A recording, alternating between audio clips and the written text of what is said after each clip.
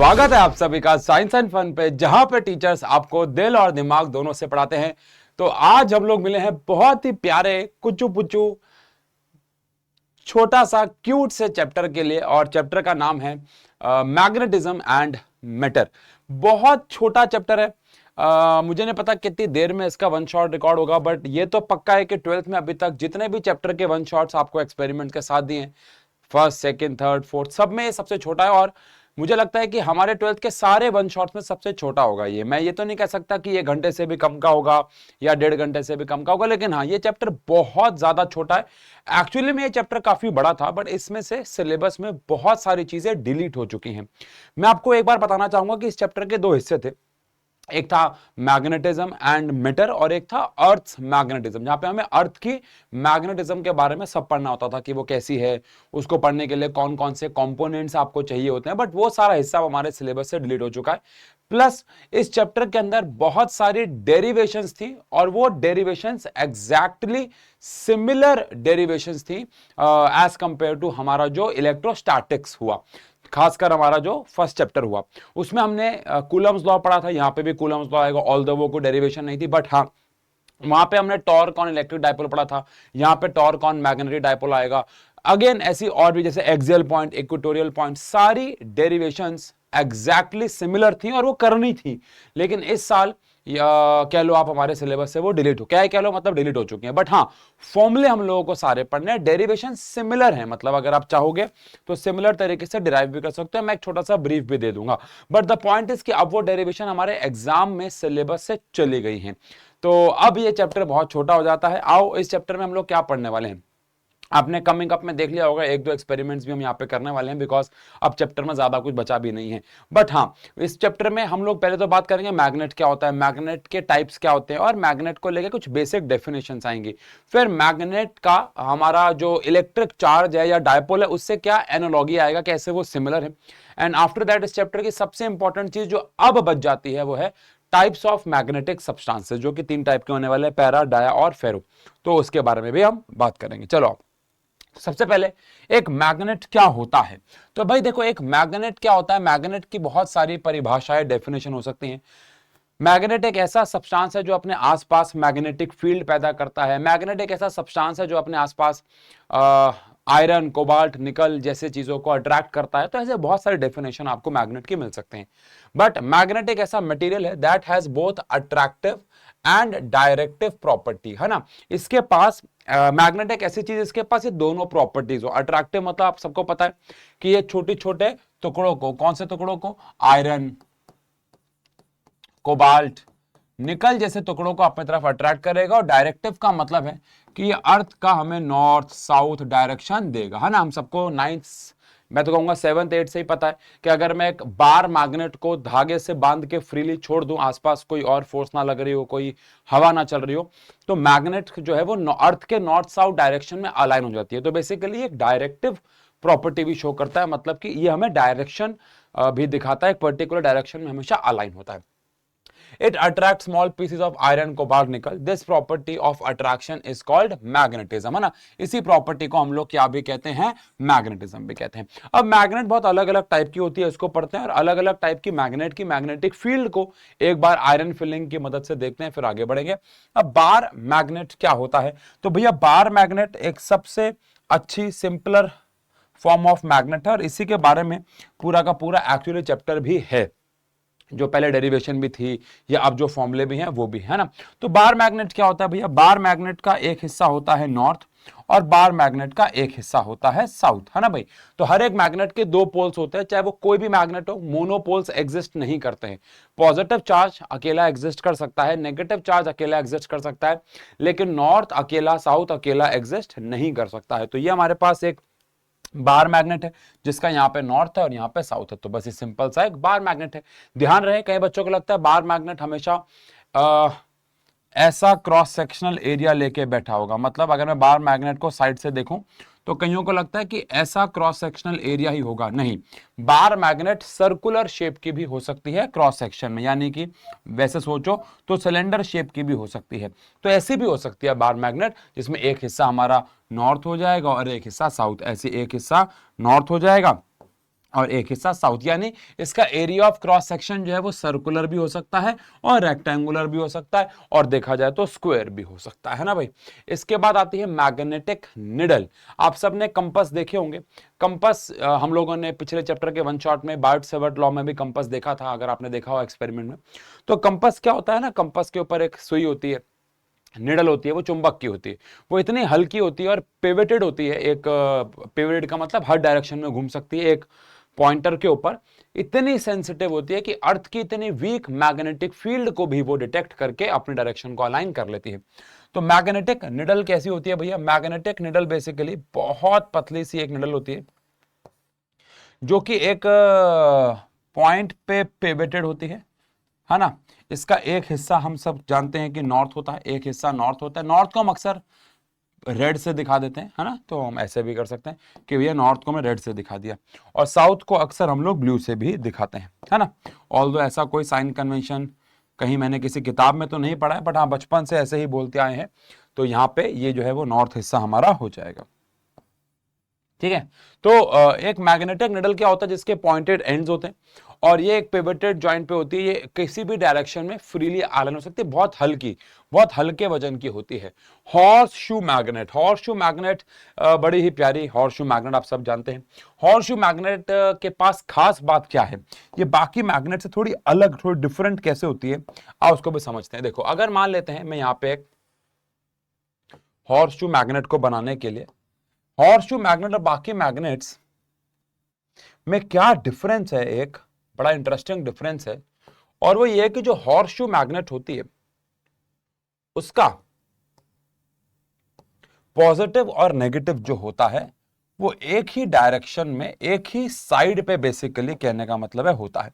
यानी ये अगर एक मैग्नेट है तो यहीं पे अगर ये हॉर्स शू मैग्नेट है तो इसी का एक हिस्सा हमारे पास हो जाएगा नॉर्थ, ये रहा नॉर्थ, और इसका एक हिस्सा इधर हो जाएगा साउथ। यानी इसका जो नॉर्थ साउथ होता है वो एक ही डायरेक्शन में अलाइंड होता है। अब आपके मन में आ रहा होगा कि अगर ऐसा है तो इसकी मैग्नेटिक फील्ड लाइंस कैसी होंगी। जैसे ये तो हम लोगों ने पढ़ा हुआ है फोर्थ चैप्टर में कि इसकी मैग्नेटिक फील्ड नॉर्थ से साउथ जाती है, आउटसाइड द मैग्नेट नॉर्थ से साउथ जाती है, नॉर्थ से साउथ जाती है, नॉर्थ से साउथ जाती है ना, ये तो हमने पढ़ रखा है। लेकिन एक हॉर्स शू मैग्नेट की मैग्नेटिक फील्ड कैसे जाती है इनसाइड द मैग्नेट, है ना, आउटसाइड द मैग्नेट, तो ऑब्वियसली बात है बड़ी इंटरेस्टिंग मैग्नेटिक फील्ड होती है, इसके अभी हम देखेंगे, बट वो आपको जानना नहीं है। बट हाँ, हॉर्स शू मैग्नेट में खास बात ये है, इसका नाम हॉर्स शू मैग्नेट इसलिए रखा गया बिकॉज ये घोड़े की नाल, घोड़े के पैर जैसी शेप की होती है और इसका नॉर्थ साउथ एक ही डायरेक्शन में होता है। फिर आता है बॉल एंडेड मैग्नेट्स। अब ये बॉल एंडेड मैग्नेट्स क्या होता है भैया? ऐसी मैग्नेट जिसके जो एंड्स होते हैं, एंड्स होते हैं वो बॉल शेप के होते हैं। अब ऑब्वियस सी बात है, ये ऐसा नहीं होगा जैसा कि आप इमेजिन करें, मतलब ठीक है डायग्राम पे मत जाना, बट कई बच्चों को लगता है यहाँ पे एक बॉल होगी, फिर एक लोहे की रॉड होगी, एक बॉल होगी डंबेल की तरह। नहीं, ऐसा नहीं होता, क्योंकि मैग्नेट हमेशा एक सिंगल पीस होता है, अगर एक सिंगल मैग्नेट है तो, है ना। तो इस हिसाब से बॉल एंडेड मैग्नेट वो होती है जिसके दोनों एंड्स पे एक एक क्या लगी हो, बॉल शेप लगी हो। और वो, अब प्लीज डायग्राम पे इतनी कलाकारियां मैं नहीं लगा के टाइम वेस्ट करना चाहूंगा, बट हाँ ठीक है, ऐसी मैग्नेट जिसके कोनों पे मास थोड़ा ज्यादा होगा, जिसमें एक हिस्सा हमारा हो जाएगा नॉर्थ और एक हिस्सा हमारा हो जाएगा साउथ, है ना। तो ये हमारे पास हो जाएगा एक ball ended magnets, as such कुछ और बड़ा नहीं है, ठीक है। तो अलग अलग टाइप की मैग्नेट्स हैं, अलग अलग टाइप की मैग्नेट्स की मैग्नेटिक फील्ड भी जो होती है वो अलग अलग टाइप की होती है। आओ एक छोटा सा क्लिप देखते हैं, इसमें से बार मैग्नेट आप पहले भी देख चुके होंगे, जिसमें हमें आयरन फिलिंग की मदद से हम बार मैग्नेट, ये अगेन एग्जाम में नहीं आएगा लेकिन विजुअलाइजेशन के लिए काफी इंपॉर्टेंट है। आओ एक बार देखते हैं। अब ये वाला बहुत प्यारा है भाई, ठीक है ना। क्या करेंगे, सबसे पहले तो यार ये हमारे पास एक बार मैग्नेट है, ठीक है ना। अब बार मैग्नेट का एक हिस्सा नॉर्थ होता है और एक हिस्सा साउथ, तो इसका ये वाला हिस्सा नॉर्थ हो गया, ये वाला हिस्सा साउथ हो गया, ठीक है। अब हम क्या करेंगे, यहाँ पे एक बार मैग्नेट रख देंगे, बड़ा ही प्यारा है, और बार मैग्नेट के ऊपर यहाँ पे एक पेपर रख देंगे, ठीक है। अब मैं क्या करूंगा, मेरे पास यहाँ पे कुछ आयरन फिलिंग्स हैं, ठीक है, और यहाँ पे मेरे पास कहाँ गई, हाँ यहाँ पे मेरे पास एक छन्नी है। अब मैं क्या करूंगा, इस आयरन फिलिंग को इस छन्नी पे, आयरन फिलिंग को यहाँ पे छन्नी पे गिर दूंगा, नीचे हाथ रख लेता हूँ ताकि मजाक खराब ना हो पहले ही। तो यहाँ पे मैंने आयरन फिलिंग को अपने छन्नी पे गिर ली, ठीक है। अब एक चीज देखना बड़े ध्यान से, आपको याद रखना होगा कि एक बार मैग्नेट के लिए मैग्नेटिक फील्ड कैसी थी। अब आप एक कमाल की चीज देखना, ये बात। अब अगर आप ध्यान दें, ये बड़ा ही सेटिस्फाइंग सा होता है देखने में, मुझे बड़ा पसंद है ये करना, मैं इसके पूरे दिन कर सकता हूं। अगर आप यहाँ पे नोटिस करो तो आयरन फिलिंग्स बिल्कुल उसी डायरेक्शन में चिपक रही हैं जैसे कि हमारे पास एक बार मैग्नेट की मैग्नेटिक फील्ड होती है। देखो आप, अगर आप नोटिस करो तो ये हमारे पोल्स हो गए नॉर्थ और साउथ, जिस पे सबसे ज्यादा अट्रैक्ट हुई है। बाकी आप ये कर्व्स देख सकते हो, ये कर्व रिप्रेजेंट कर रहे हैं हमारी बिल्कुल वही मैग्नेटिक फील्ड को जैसे कि हमारी एक बार मैग्नेट की मैग्नेटिक फील्ड होती है। तो ये हमने बार मैग्नेट के लिए किया, ठीक है। आओ अब यही काम हम एक बार मैग्नेट की बजाय एक सर्कुलर मैग्नेट से करते हैं। मुझे लगता है कि बार मैग्नेट और सर्कुलर मैग्नेट में ज़्यादा कुछ डिफरेंस नहीं होने वाला, क्योंकि दोनों की शेप लगभग सेम होती है। शेप से मेरा कहने का मतलब एक्चुअली क्या है, देखो ये एक सर्कुलर मतलब कि एक सिलेंड्रिकल मैग्नेट है, सॉरी, और ये एक बार मैग्नेट है। अब इससे क्या फ़र्क पड़ेगा आओ ज़रा देखें। मुझे नहीं लगता है कि ज़्यादा कुछ फ़र्क पड़ना चाहिए, बट एक बार हम इस वाली मैग्नेट से करके देखें, क्योंकि इनके नॉर्थ साउथ तो एक जैसे ही है ना। आओ,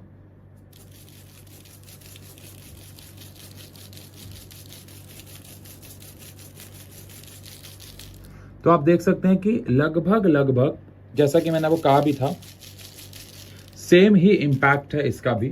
एग्जैक्टली सेम सी ही मैग्नेटिक फील्ड यहाँ पे भी बन रही है जैसे कि हमारी एक बार मैग्नेट में बनी थी। कोई चेंजेस नहीं, ये नॉर्थ साउथ हो गया, ये मैग्नेटिक फील्ड लाइंस हो गई, एज सच कोई चेंज नहीं दिख रहा है मुझे तो, ठीक है ना।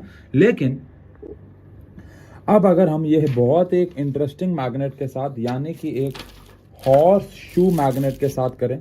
एक हॉर्स शू मैग्नेट क्या होती है, ये हॉर्स शू मैग्नेट आपने बहुत सारे कार्टून्स में देखी होगी।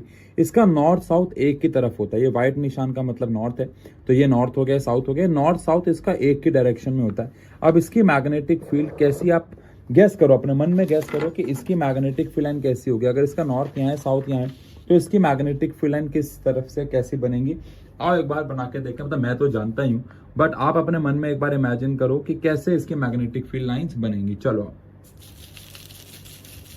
हाँ, आई होप आप लोगों ने कुछ ऐसा ही इमेजिन किया हो।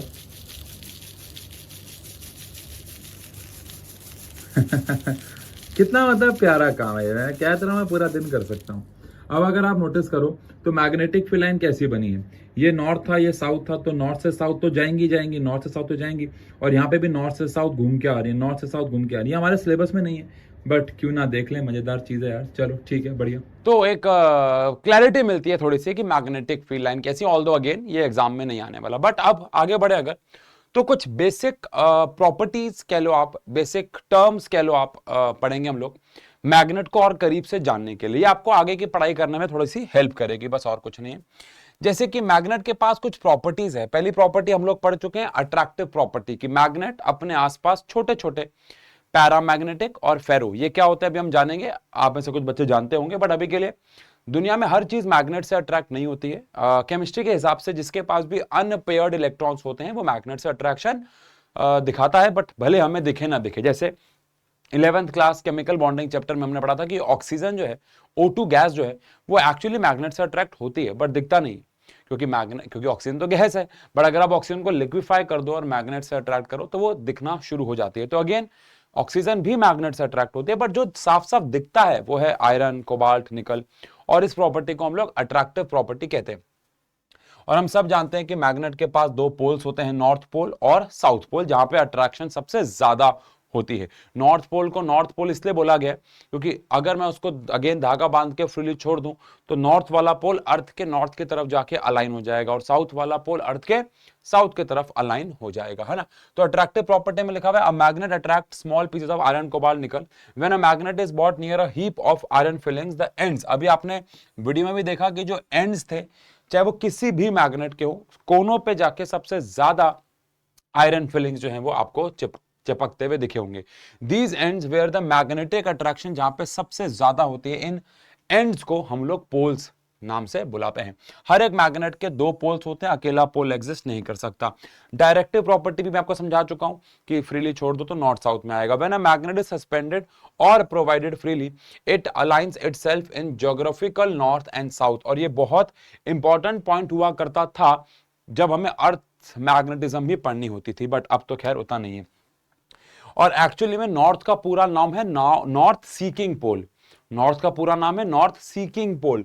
ऐसा पोल जो नॉर्थ को ढूंढते हुए जाता है उसे बोलते हैं नॉर्थ सीकिंग, और जो साउथ को ढूंढते हुए जाता है उसे बोलते हैं साउथ सीकिंग। तो साउथ सीकिंग पोल जो अर्थ के साउथ को ढूंढे और उस डायरेक्शन में जाके अलाइन हो जाए, तो एक्चुअली में उसका पूरा नाम है साउथ सीकिंग पोल, जिसको शॉर्ट में हम साउथ पोल कह देते हैं। ठीक है, इसके बाद लाइक पोल्स एक दूसरे को रिपेल करते हैं, अनलाइक पोल्स अट्रैक्ट करते हैं, बचपन से जानते हैं। Magnetic poles always exist in pairs, ये बड़ा इंपॉर्टेंट है ना। मैग्नेटिक पोल्स हमेशा पेयर में एग्जिस्ट करते हैं। अगर आपके पास एक मैग्नेट है, अगर आपके पास एक बार मैग्नेट है, और अगर आप एक बार मैग्नेट के दो टुकड़े कर दोगे तो आपको दो बार मैग्नेट मिलेंगे, जिसमें अगेन नॉर्थ साउथ होगा। द पॉइंट इज कि मोनोपोल्स एग्जिस्ट नहीं करते, अकेला नॉर्थ अकेला साउथ कभी एग्जिस्ट नहीं कर सकता है। यह बात थोड़ा आपको ध्यान में रखना होगा, ठीक है जी। इसके बाद अगला पॉइंट आता है मैग्नेटिक इंडक्शन। मैग्नेटिक इंडक्शन क्या होता है? जैसे इलेक्ट्रोस्टैटिक इंडक्शन था, ऐसे मैग्नेटिक इंडक्शन भी होता है। अब मैग्नेटिक इंडक्शन के बारे में थोड़ा सा यहां पे बात कर लेता हूं आपसे, चलो यहीं पे बात कर लेते हैं। अगर आप सभी ने बचपन में क्या किया होगा, मुझे पक्का पूरा यकीन है कि अगर आपके पास एक मैग्नेट रही होगी तो आपने मान लो यहाँ पे नॉर्थ है और यहाँ पे कहीं साउथ है, ऐसे करके उल्टा, साउथ है नॉर्थ, ठीक है। आपने क्या किया कि यहाँ पे ना एक सिक्का चिपका दिया, एक सिक्का चिपका दिया, ठीक है। अब लोहे का सिक्का है, चिपक गया। आई होप आप सभी ने ऐसा भी किया होगा कि जब इसके नीचे एक और सिक्का चिपकाया होगा तो चिपक गया होगा, अगर मैग्नेट स्ट्रांग है तो, और अगर और स्ट्रांग है तो इसके नीचे एक और भी चिपक जाता है, आपने देखा होगा। नहीं तो अभी हमने आयरन फिलिंग्स देखा, तो आयरन फिलिंग्स मैग्नेट से तो चिपकी ही चिपकी, बट आपस में भी चिपकी। अगर हम उनको उल्टा करते हैं तो एक लेयर, एक चेन बन जाती है, अट्रैक्ट होकर, और ऑब्वियसली बात है एक लेवल आता, ग्रेविटेशनल फोर्स हावी हो जाती है और वो गिर जाती। अब हो क्या रहा है, अगर यहाँ पे नॉर्थ पोल है तो इंडक्शन से होता क्या है कि यहाँ पे साउथ बन जाता है और यहाँ पे नॉर्थ बन जाता है, फिर यहाँ पे साउथ बन जाता है, यहाँ पे नॉर्थ बन जाता है, फिर यहाँ पे साउथ बन जाता है, यहाँ पे नॉर्थ बन जाता है। द पॉइंट इज, जैसे हमारा इलेक्ट्रोस्टैटिक इंडक्शन था कि अगर मैं एक पॉजिटिव चार्ज को लेके आता था और उसके सामने मैं एक अनचार्ज बॉडी को रखता था, तो वो नेगेटिव चार्ज अपने पास ले आता था और पॉजिटिव चार्ज दूर भगा दिया करता था, याद है ना। बिल्कुल इसी प्रकार से, बिल्कुल एग्जैक्टली इसी प्रकार से हमारा मैग्नेटिक इंडक्शन भी होता है। तो जब आप एक मैग्नेट को मैग्नेट के पास लेके आते हो तो वो अट्रैक्शन रिपल्शन शो करते हैं, लेकिन जब आप कोई मैग्नेट के पास एक नॉन मैग्नेट या ऐसी चीज जो मैग्नेट नहीं है उसको लेके आते हो तो वो इंड्यूस हो सकती है, सब इंड्यूस नहीं हो सकता। लकड़ी के साथ ऐसा नहीं होगा, तो सिक्के के नीचे सिक्का, फिर सिक्का, फिर सिक्का चिपक सकता है। ये देखा नहीं क्या आपने? अब मैं आपको दिखाता हूं, चलो। अब हो क्या रहा होगा ना, यहाँ पे ये एक्चुअली में ये कुछ देर के लिए खुद से मैग्नेटाइज हो रही होंगे और मैग्नेट बन रहे होंगे। आओ देखते हैं ना पहले। अब जैसे कि ये हमारे पास एक मैग्नेट है, तो मैग्नेट का ये वाला हिस्सा ऑब्वियसली बात है, मान लेते हैं नॉर्थ होगा, मुझे नहीं पता अभी कौन सा है, बट मान लेते हैं नॉर्थ होगा, ठीक है ना। अब अगर मैं नॉर्थ पे, ये तो मैग्नेटिक नहीं है, ये तो हमारा लोहे का, स्टील का है, तो अगर मैं इसको यहाँ पे चिपकाता हूं तो ये अगर नॉर्थ है तो इसने यहाँ पे बना लिया होगा साउथ और नीचे बना लिया होगा नॉर्थ, ठीक है। यानी कि अब ये भी एक चुंबक बन चुका है, यानी ये सब्सटेंस भी अब एक चुंबक बन चुका है। अब ये अगर मैं इस पे, अगर ये नॉर्थ था तो इसने यहां पे बनाया होगा साउथ और मान लेते हैं यहां पे बना लिया होगा नॉर्थ, तो क्या अब ये इस पे चिपक गया? क्योंकि अब ये भी एक चुंबक बन चुका है। बट अगर मैं इसको यहां से हटाऊंगा तो क्या नीचे वाला गिर जाना चाहिए? तो आंसर है हाँ। क्यों गिर जाना चाहिए? क्योंकि अब ये चुंबक नहीं रहा। तो ऑब्वियसली बात है, इसको हम एक लिमिट तक ही चिपका सकते हैं, बिकॉज ग्रेविटी नाम की भी चीज होती है और ग्रेविटेशनल फोर्स हावी हो जाएगी मैग्नेटिक फोर्स से, क्योंकि इंडक्शन से लॉस तो होता ही है। तो हम इसे कहां तक चिपका, यानी अब ये भी एक मैग्नेट बन चुका है, और अगर मैं यहां पे चिपकाने की कोशिश करूं तो अभी नहीं चिपक रहा, क्योंकि इनका वजन है, gravitational force, etcetera etcetera. But इसे हम लोग कहते हैं मैग्नेटिक इंडक्शन, ठीक है ना। समझ गए? सिक्के हो चाहे कोई कीले हो, मतलब सिमिलर चीजें ही हो रही हैं, इंडक्शन वैसा ही हो रहा है, ठीक है ना। तो मैं इसको यहां हटा देता हूं, कहीं आप इसको कंफ्यूज हो जाओ, बट हाँ इसको याद रखना, ये बेसिकली रिप्रेजेंट कर रहा है मैग्नेटिक इंडक्शन को, ठीक है जी, डन है। अब इस एक बार परिभाषा भी पढ़ ले आओ। A magnet can magnetise nearby magnetic substances, this phenomena is called magnetic induction. दूसरों को टेम्परेरी मैग्नेट बनाना, एक प्रकार से इसे मैग्नेटिक इंडक्शन भी कहते हैं। अब कुछ बेसिक और डेफिनेशन जो आपके काम आएंगे। एक तो मैग्नेटिक फील्ड है, मुझे लगता है सबको पता है मैग्नेट के आसपास का वो एरिया जहां तक मैग्नेट अपना इंफ्लुएंस पैदा कर सकते हैं ना। यूनिफॉर्म मैग्नेटिक फील्ड क्या होती है, हर जगह जो बराबर हो, हर जगह जो बराबर हो। अब बार मैग्नेटिक यूनिफॉर्म मैग्नेटिक फील्ड नहीं पैदा करती है। पोल्स पे ज्यादा था आयरन फिलिंग, जो देखा था आपने, साइड पे कम कम था। और हम ये बात कर चुके हैं 4th चैप्टर में, सोलेनॉइड और बार मैग्नेट की मैग्नेटिक फील्ड बिल्कुल सिमिलर होती है। तो सोलेनॉइड के भी अंदर मैग्नेटिक फील्ड यूनिफॉर्म आई थी, म्यू नॉट एन आई, लेकिन बाहर अगर आप बड़े होकर कैलकुलेट करेंगे तो वो नॉन यूनिफॉर्म ही आएगी। और हमने डायग्राम से भी देखा था और आयरन फिलिंग से भी। मैग्नेटिक पोल की बात हो चुकी है मुझे लगता है। मैग्नेटिक एक्सेस क्या होता है, आओ अब हम ना सारी की सारी पढ़ाई एक बार मैग्नेट के रिस्पेक्ट में करने वाले हैं। तो लेट अस सपोज ये हमारे पास एक बार मैग्नेट है, ठीक है ना। अब इसका कहीं ना कहीं यहां पे नॉर्थ होगा और कहीं ना कहीं यहां पे साउथ होगा, है ना। अभी हम बात करेंगे कि नॉर्थ साउथ कोनों पे नहीं होता है, लेकिन चलो अभी के लिए यहां नॉर्थ है और यहां पे साउथ है। तो ऐसी एक इमेजिनरी एक्सेस, ऐसी एक इमेजिनरी एक्सेस, पहली बात तो जो नॉर्थ पोल और साउथ पोल को इंटरसेक्ट करती हो इक्वली, और मैग्नेट के भी दो इक्वल हिस्से कर दे, और वो लाइन कहां से भी पास हो रही हो, नॉर्थ पोल से भी और साउथ पोल से भी। बार मैग्नेट के रिस्पेक्ट में बात हो रही है। तो बार मैग्नेट के रिस्पेक्ट में मैग्नेटिक एक्सेस क्या है, एक ऐसी इमेजिनरी लाइन जो नॉर्थ और साउथ पोल से पास होती हो और मैग्नेट को दो इक्वल हिस्सों में बाइसेक्ट कर दे, दो इक्वल मैग्नेट्स में बाइसेक्ट कर दे। तो मैग्नेटिक एक्सिस क्या है, the line passing through poles of the magnet. एक ऐसी लाइन जो पोल्स ऑफ द मैग्नेट से पास हो रही हो, है ना, उसको बोलते हैं मैग्नेटिक एक्सिस। फिर आता है magnetic equator. I hope equator आप समझ गए होंगे, ऐसी एक लाइन जो कि मैग्नेट को वर्टिकली दो हिस्सों में बांट दे। तो ये हमारे पास मैग्नेटिक एक्सिस है और ये हमारे पास मैग्नेटिक इक्वेटर है।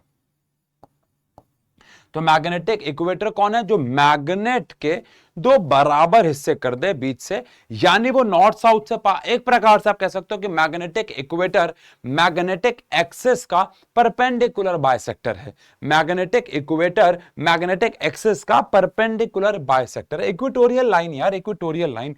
तो मैग्नेटिक इक्वेटर क्या है, the line passing through the centre of the magnet and at right angles to the axis, है ना, इसको हम बोल देंगे मैग्नेटिक इक्वेटर। लेकिन यहां पे आते हैं बड़ी इंपॉर्टेंट चीज, जो कि मैंने आपको पीछे बोला कि जो मैग्नेट की लेंथ है वो ज्योमेट्रिकल लेंथ से अलग होती है। मैंने जब पोल्स बनाए तो एकदम कोने पे नहीं बनाए, यही बात है ध्यान देने वाली। क्या भाई, आओ सुनो, ये मेरे पास एक बार मैग्नेट है।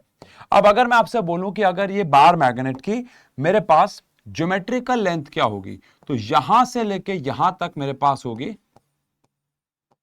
Geometrical length. ज्योमेट्रिकल लेंथ बोले तो भैया इसकी लंबाई geometry wise, maths wise, physical wise, अगर मैं इसको छू सकता हूं तो यहां तक छू सकता हूं, तो ये इसकी ज्योमेट्रिकल लेंथ है।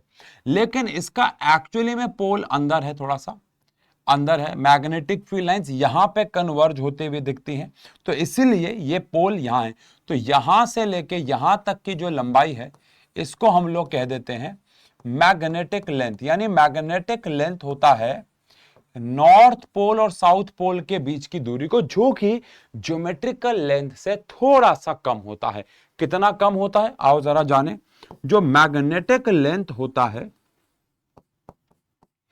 एक्सपेरिमेंटली क्या देखा गया कि जो मैग्नेटिक लेंथ होता है वो 5/6 टाइम्स, देखा जाए तो बहुत ज्यादा फर्क नहीं है। 5/6 इज अप्रोक्सीमेट, देखो अब आप कहोगे हाँ ये 1 तो नहीं है, बट अप्रोक्सीमेटली इक्वल टू 1 ही, अगर लंबाई बहुत ज्यादा बड़ी है।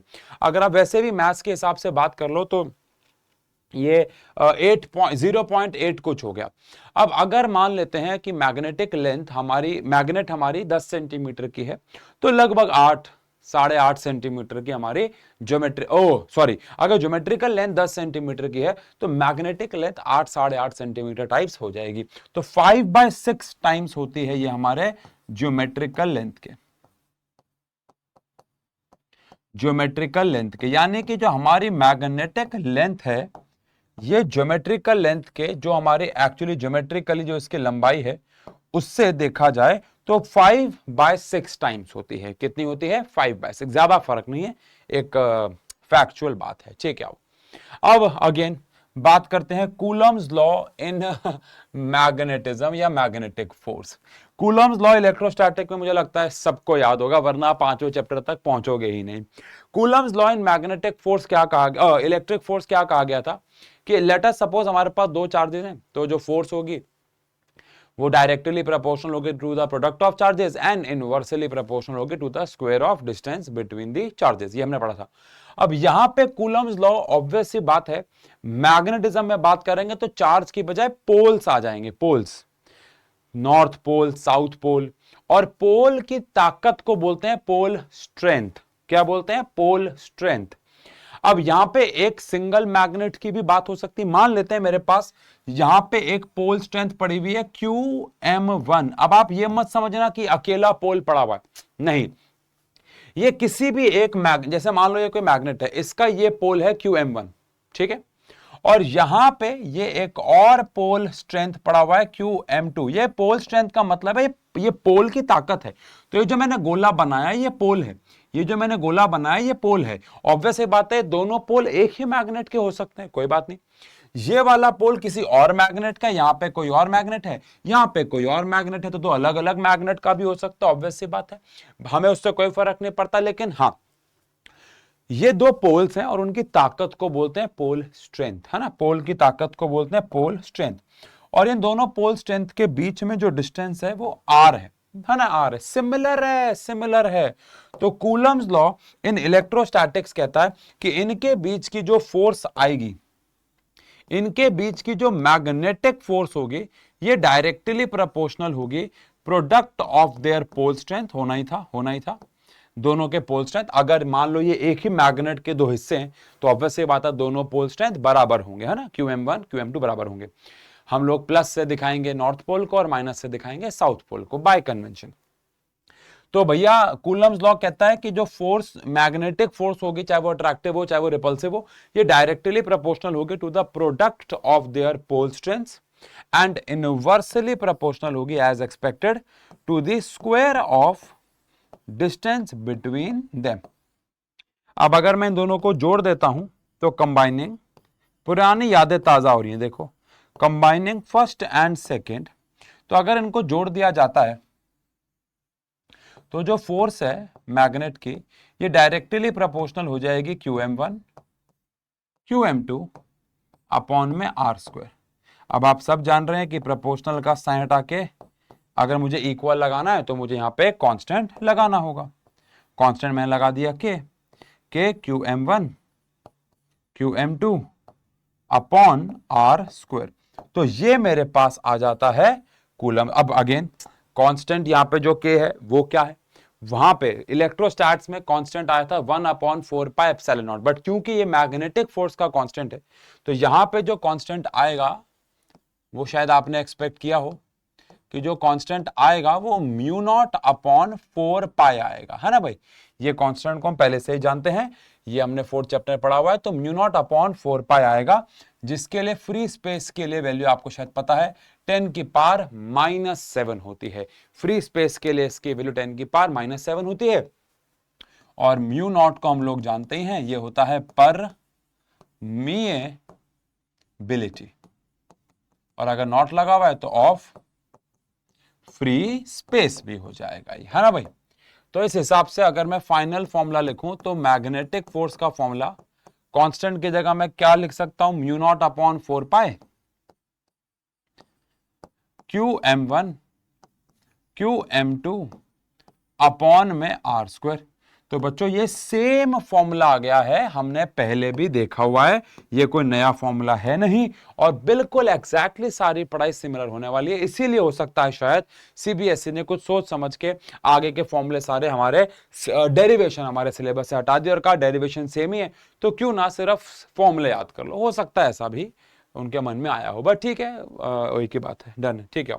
अब हम बात करते हैं कि मैग्नेटिक डाइपोल क्या होता है और डाइपोल मूवमेंट क्या। इसी के जस्ट बाद अगर आपको याद, देखो कैसे नॉस्टैल्जिया सा हो गया होगा, कूलम्स लॉ के जस्ट बाद हम लोगों ने वहां पे क्या बात की थी, डायपोल के बारे में। तो यहाँ पे भी कूलम्स लॉ इन मैग्नेटिज्म के बाद इलेक्ट्रिक डायपोल की बजाय मैग्नेटिक डायपोल आएगा।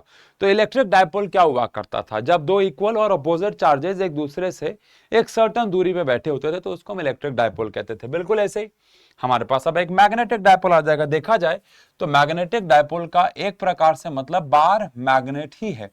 ऑल्दो ये बॉल एंडेड मैग्नेट भी हो सकती है, ये निडल भी हो सकती है देखा जाए तो, क्योंकि देखा जाए तो ये भी एक डायपोल हो सकता है अगर ये दोनों इक्वल और अपोजिट हैं, जो कि होंगे ही, और ये भी हो सकती है। बट हम जब भी हम एक डायपोल के बारे में सोचते हैं, मैग्नेटिक डायपोल के बारे में सोचते हैं, तो हमेशा हमारे दिमाग में बार मैग्नेट ही आता है, क्योंकि सारी डेरिवेशन एनसीईआरटी में जब पहले थी तो सारी उन्होंने बार मैग्नेट को ही रेफरेंस में लेके की थी। तो इसीलिए जब भी हम एक डायपोल के बारे में बात करेंगे, मैग्नेटिक डायपोल के बारे में बात करेंगे, तो बार मैग्नेट ही मन में आती है। और ये बेस्ट एग्जाम्पल भी है इसका। तो अगर ये बार मैग्नेट है तो बेसिकली इसका यहाँ पे नॉर्थ होगा और इसकी पोल स्ट्रेंथ हो जाएगी QM1, और यहाँ पे साउथ होगा, इसकी पोल स्ट्रेंथ हो जाएगी -QM1। तो दोनों पोल स्ट्रेंथ आपस में इक्वल हैं, अपोजिट हैं, और इन दोनों के बीच में जो डिस्टेंस है आपको सबको पता है, वो हम 2L या 2A लेने वाले हैं। Again for the sake of calculation, वहां पे भी हमने Q इंटू में 2A लिया था, तो यहाँ पे भी Q इंटू में 2A ले लेते हैं फॉर रेफरेंस, है ना भाई, A ले लेते हैं।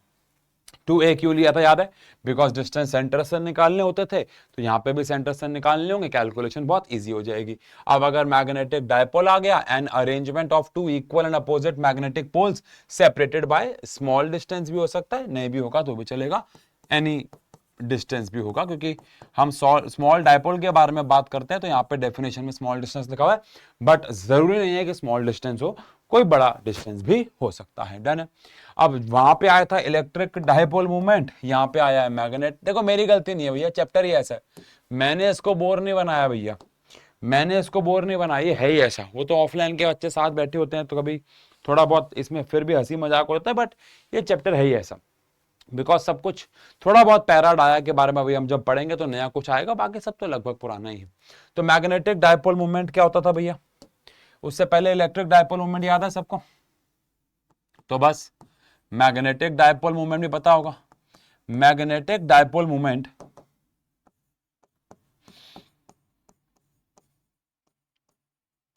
जिसको हम लोग रिप्रेजेंट करने वाले हैं स्मॉल m से, इलेक्ट्रिक डायपोल मूवमेंट को हमने शो किया था स्मॉल p से, मैग्नेटिक डायपोल मूवमेंट को हम लोग रिप्रेजेंट करने वाले हैं स्मॉल m से। उसका फॉर्मूला था ईदर चार्ज इनटू में उनके बीच का डिस्टेंस, तो इसका फॉर्मूला होगा ईदर पोल स्ट्रेंथ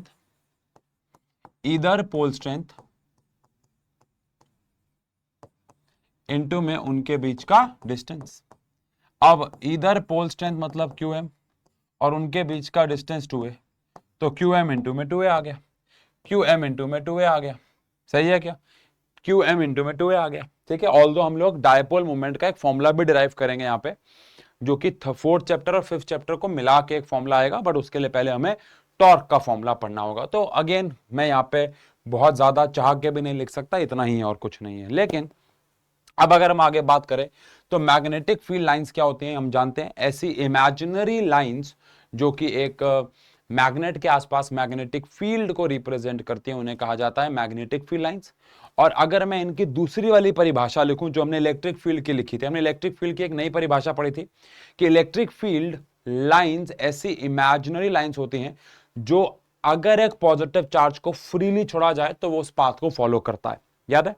ऐसे यहां पे भी इसकी डेफिनेशन बन सकती है क्या, देखो, the path along which north pole moves, अगर मैं एक नॉर्थ पोल को फ्रीली छोड़ दूं एक एरिया में जहां मैग्नेटिक फील्ड है, अगर मैं नॉर्थ पोल को फ्रीली छोड़ दूं तो नॉर्थ पोल जिस पाथ को फॉलो करता हुआ भागेगा वो पाथ बेसिकली क्या कहलाया जाता है, मैग्नेटिक फील्ड लाइन।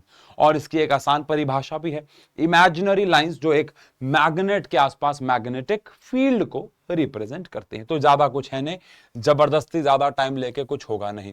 प्रॉपर्टीज, बहुत सारी properties similar to electric field lines, बस फर्क क्या है, इलेक्ट्रिक फील्ड लाइन कभी भी क्लोज लूप नहीं बनाती थी, वो पॉजिटिव से निकलती थी नेगेटिव पे खत्म, लेकिन magnetic field line close loop बनाती है। कैसे, आपको याद है, ये बाहर चलती है नॉर्थ से साउथ और अंदर आ जाती है साउथ से नॉर्थ। एक स्ट्रेट वायर के आसपास भी इसने क्लोज लूप बनाए थे, है ना भाई।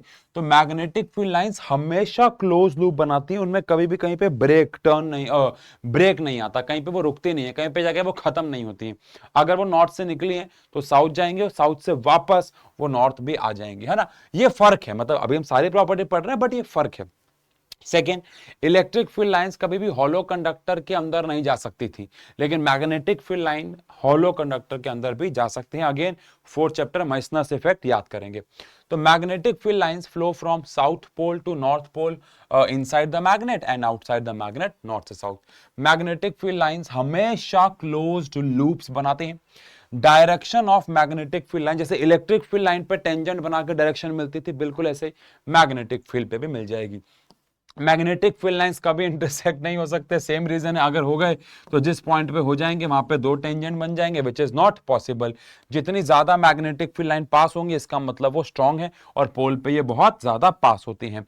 Magnetic field lines in a state of tension like a stretched string, यानी कि मैग्नेटिक फील्ड लाइंस हमेशा एक खिंचे हुए स्ट्रिंग जैसी हैं, उनमें खिंचाव रहता है हमेशा, खिंचाव रहता है हमेशा एक स्ट्रिंग के जैसा, एक टेंशन पैदा रहता है। Magnetic field lines repel each other, magnetic field lines एक दूसरे को हमेशा रिपेल करती हैं, बिकॉज ऑब्वियस बात है अगर पास आएंगी तो इंटरसेक्ट नहीं होना चाहेंगे, दूर चले जाएंगे। तो ये वाला पॉइंट और इंटरसेक्शन वाला पॉइंट काइंड ऑफ सिमिलर सा है। समझ गए भाई, समझ गए, पक्की बात है। अब यहां तक हमने जो पढ़ाई की वो बहुत ज्यादा बेसिक थी, कुछ भी नया नहीं था। अब जो हम करने जा रहे हैं वो एक्चुअली में थोड़ा ध्यान से देखना होगा आपको, क्योंकि थोड़ा सा अजीब लगेगा आपको, बिकॉज आज से पहले कभी आपने इस तरीके से इस फॉर्मेट से पढ़ाई नहीं की है। ठीक है, वीडियो को चाहे पॉज कर लो, एक बार ठंडे दिमाग से जितना पढ़ाया है देख लो, ज्यादा कुछ पढ़ाया नहीं है, फिर चाहे आगे बढ़ जाते हैं, कोई दिक्कत नहीं है, लेकिन एक बार इसको पॉज करके पढ़ लो। ठीक है भाई, अब हम आगे बात करने वाले हैं एनालॉगी टू इलेक्ट्रिक फील्ड। अब ये क्या चीज है आओ जरा समझे भाई। मैंने आपको बताया कि इस चैप्टर में सारे के सारे फॉर्मूले similar to first chapter and second chapter आने वाले हैं। पहले इनकी डेरिवेशन भी थी, लेकिन अब हमें ये सिर्फ फॉर्मूले पढ़ने हैं।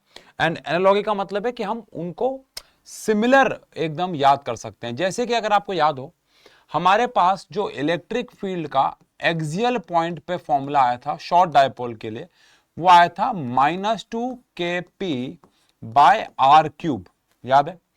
और हमारे पास इक्वेटोरियल पॉइंट पे वही फॉर्मूला आया था kp/r³, है ना भाई। तो अगर मैं इसको एक मैग्नेटिक डायपोल के लिए निकालता तो मैग्नेटिक फील्ड एक डायपोल, मैग्नेटिक डायपोल के एक्सियल पॉइंट पे आती -2, के की जगह तो के ही रहेगा, लेकिन पी की जगह पहली बात तो आ जाएगा एम, यानी इलेक्ट्रिक डायपोल मूवमेंट की बजाय आ जाएगा मैग्नेटिक डायपोल मूवमेंट, अपॉन में r² रहेगा। लेकिन आपको यह भी ध्यान, सॉरी अपॉन में r³ रहेगा। लेकिन आपको यह भी ध्यान रखना है कि वहां पे k की वैल्यू 1/4πε0 थी, लेकिन यहां पे k की वैल्यू μ0/4π है, ये मत भूलना। अब वहां पे अगर फॉर्मूला हमारे पास kp/r³ था इक्वेटोरियल के लिए, तो यहां पे भी अगर मेरे पास एक बार मैग्नेट होगी तो उसके इक्वेटोरियल पॉइंट पे हम यहां पे बात कर रहे हैं, जो फॉर्मूला आएगा वो हमारे पास आएगा km/r³। डेरिवेशन एग्जैक्टली सेम है। आप सेम अगर इनकेस आप करना चाहते हो तो सिलेबस से हट गई है, और ऑब्वियसली बात है एंट्रेंस एग्जाम के लिए भी आपको डेरिवेशन तो करनी नहीं है, तो अब तो ये कहीं काम की है नहीं।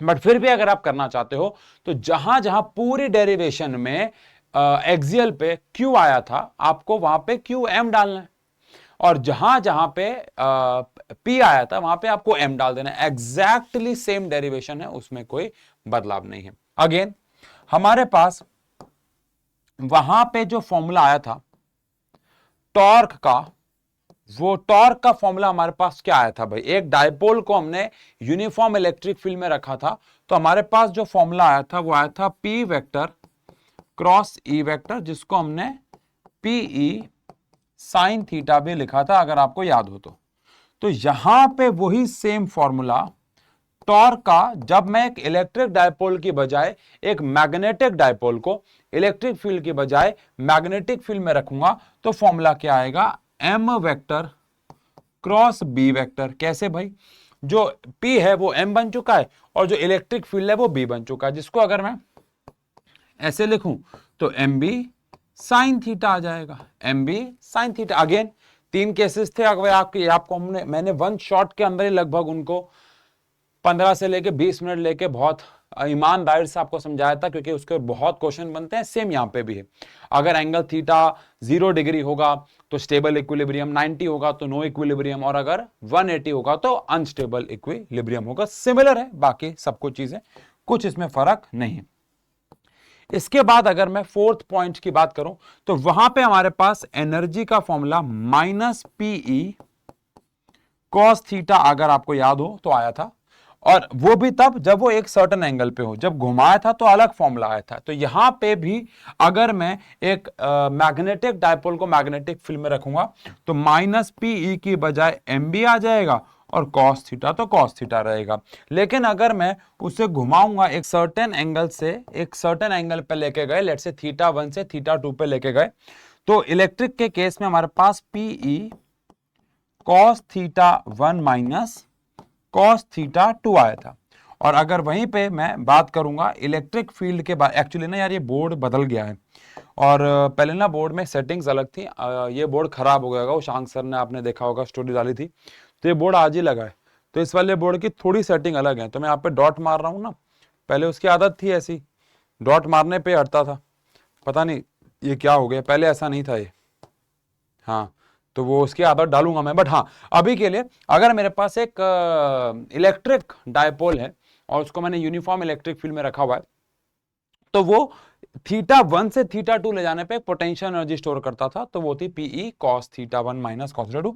लेकिन वहीं पे अगर मैं एक मैग्नेटिक डायपोल को लेके जाऊंगा तो बस पीई की बजाय एम बी आ जाएगा, साथ में अपना वही है cos theta 1 minus cos theta 2। यानी कि देखने समझने वाली बात यह है कि सब कुछ एग्जैक्टली सेम है। अब आप चाहो तो डेरिवेशन कर सकते हो, चाहो तो डेरिवेशन छोड़ सकते हो, बट सेम डेरिवेशन ही है, क्योंकि सिलेबस से तो वैसे भी चली गई है। डन है, ओके। अब वहां पे हमारे पास, अच्छा, इसके ऊपर क्वेश्चंस और न्यूमेरिकल्स बहुत आते हैं भैया, ये बात ध्यान रखना, ठीक है। हम क्योंकि इस चैप्टर में ज्यादा कुछ है नहीं, तो मैं आपको इनके ऊपर कुछ 1-2 न्यूमेरिकल कराता हूं आपको, उसके बाद मतलब न्यूमेरिकल कराऊंगा इस चैप्टर के एंड में। यानी आप ये मत समझना कि टॉपिक खत्म हो जाएगा तो चैप्टर खत्म हो जाएगा, इसके एंड में मैं आपको कुछ क्वेश्चंस कराऊंगा, पहले वो भी करेंगे, तब वन शॉट खत्म करेंगे। ऑल दो वन शॉट में अक्सर हम लोग सिर्फ कंसेप्ट करते हैं, भाई चैप्टर वैसे बहुत छोटा, तो सोचा क्यों ना कुछ 2-4 सवाल करके इसे खत्म करेंगे आप। तो हमारे पास आता है गॉस लॉ इन मैग्नेटिज्म। अब याद करेंगे गॉस लॉ इन इलेक्ट्रोस्टैट्स क्या था। गॉस लॉ इन इलेक्ट्रोस्टैट्स था हमारे पास कि जो टोटल फ्लक्स होता है, जो कि हमारे पास integration of E dot ds था, ये हमारे पास आया था net charge enclosed by epsilon naught, है ना। अब चार्ज जो था भैया वो कितना उस पूरे के पूरी बॉडी ने एनक्लोज किया हुआ है। लेट्स से यहाँ पे हमारे पास Q1 होता था, यहाँ पे Q2 होता था, बाहर Q3 होता था। तो बस याद दिला रहा हूं कि हम कौन सा चार्ज लेते थे, Q1 और Q2। Q3 लेने की कोई जरूरत नहीं होती थी। क्यों नहीं होती थी? क्योंकि भैया वो सिस्टम के बॉडी के बाहर था, यहाँ पे चार्ज एनक्लोज लेना होता था।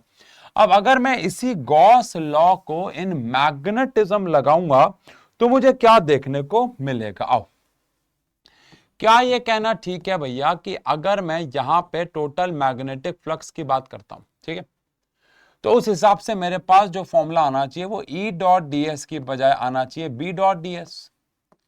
अब अगर मैं E डॉट ds के बजाय B डॉट ds करूंगा तो इससे मुझे क्या मिलेगा, टोटल कितना फ्लक्स है। अब आप अकल लगाओ, दिमाग लगाओ। मैंने आपको एक टास्क देता हूं, चलो ऐसा करो, ये ना एक क्लोज्ड बॉडी है, आपके पास ना एक मैग्नेट है। अब अगर एक मैग्नेट है तो ऑब्वियस बात है उसका एक नॉर्थ भी होगा और एक साउथ भी होगा। लेट अस सपोज आपके पास एक बार मैग्नेट है। अब आप एक बार मैग्नेट को इसके अंदर कुछ ऐसे रखो कि कुछ फ्लक्स बने, टोटल फ्लक्स जीरो ना हो। मैं आपको एग्जांपल देता हूं, जैसे अगर मैं एक मैग्नेट को ऐसे रखता हूं कि आधी अंदर रखूं इसके और आधी बाहर, तो क्या कोई फ्लक्स बनेगा? आओ समझे। मैग्नेटिक फील्ड जाती है नॉर्थ से साउथ, लेकिन वापस आती है साउथ से नॉर्थ। तो अगर गया फ्लक्स तो वापस भी आ गया, तो फ्लक्स जीरो हो गया। क्योंकि फ्लक्स का मतलब कितनी इलेक्ट्रिक फील्ड लाइंस या मैग्नेटिक फील्ड लाइन उसको चीर रही है, बट यहां पर जितनी जा रही है उतनी बाहर भी आ रही है। यहां से देखो नॉर्थ से साउथ गई और वापस साउथ से नॉर्थ भी आ गए तो जीरो हो गया, ये वाली भी जाएगी और इन्फानाइट से घूम के वापस आ जाएगी, तो टोटल फ्लक्स जो है वो जीरो है इस केस में, क्योंकि भैया जितनी मैग्नेटिक फील्ड लाइन आ रही है उतनी जा भी रही है। समझ रहे हो, क्योंकि मैंने मैग्नेट को ऐसे रखा। अब आप मैग्नेट को किसी मन में सोच लो, किसी एक प्रकार से रख दो कि टोटल फ्लक्स जो है वो जीरो ना हो भैया, कुछ फ्लक्स बने। कोशिश करो, ट्राई मारो, क्या आप ऐसा कर पा रहे हो? देखो, क्या आप मैग्नेट को किसी भी एक पर्टिकुलर जगह पे एक ऐसी ओरिएंटेशन पे रख पा रहे हो? तो आंसर है ऐसा नहीं होगा, क्योंकि अगर आप एक मैग्नेट को पूरा अंदर रख लोगे तो भी या तो वो पार ही नहीं होगी, और अगर पार होगी तो उसे वापस भी आना पड़ेगा, और अगर आप पूरा बाहर रख दोगे तो अगेन है या तो वो पार ही नहीं होगी, या फिर अगर वो पार होगी तो उसे वापस भी आना पड़ेगा। द ओनली पॉइंट इज कि भैया हमेशा मैग्नेटिक फील्ड लाइंस बनाती हैं क्लोज लूप। पीछे बात की, मैग्नेटिक फील्ड लाइंस बनाती हैं क्लोज लूप। अब अगर magnetic field lines close loop बनाती हैं तो क्लोज बॉडी के लिए जो फ्लक्स मिलेगा वो तो हमेशा जीरो मिलेगा, वो तो हमेशा जीरो मिलेगा। इसका मतलब है आप ऐसा कह सकते हो कि अ मैग्नेट जिसके दो पोल्स होंगे, ऑब्वियस सी बात है दो पोल्स होंगे, always produces magnetic field which forms closed loops,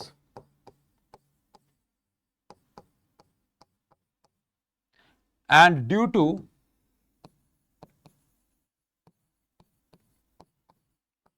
formation of closed loops, total flux through any closed surface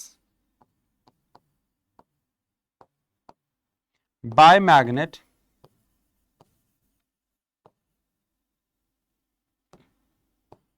must be zero, must be zero। भैया जीरो ही होगा, कुछ हो ही नहीं सकता, पॉसिबल ही नहीं। और अगर जीरो होगा तो इससे एक और बात साबित होती है कि मोनोपोल्स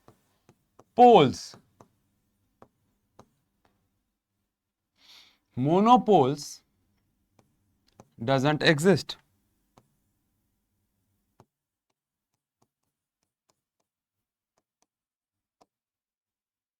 मोनो अंग्रेजी की गलती है ना, मोनोपोल,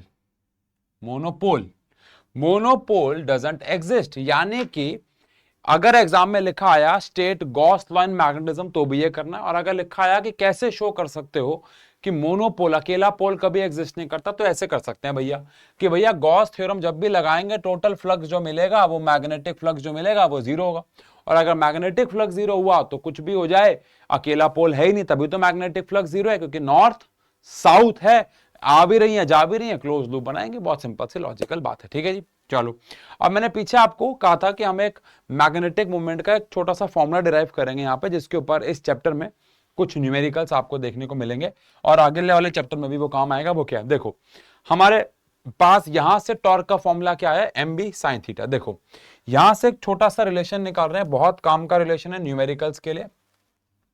इसको हेडिंग दे देते हैं, आओ एक नई हेडिंग दे देते हैं, relation between current in a loop. ये इस चैप्टर से नहीं है ना, ऑल दो कई स्कूल्स में इसको 4th चैप्टर में करा देते हैं, बट क्योंकि ये वाला फॉर्मूला हम इस चैप्टर में पढ़ते हैं तो इसलिए मैं तो इसको हर बार यहीं कराता हूं। Relation between current in a loop and magnetic movement. एक लूप जो करंट दौड़ा रहा है उसमें मैग्नेटिक मूवमेंट क्या बनेगा, वो देखो। क्या ये कहना ठीक है कि करंट कैरिंग लूप का जो टॉर्क होता है उसका फॉर्मूला होता है BINA साइन थीटा, ये हमने 4th चैप्टर में पढ़ा था।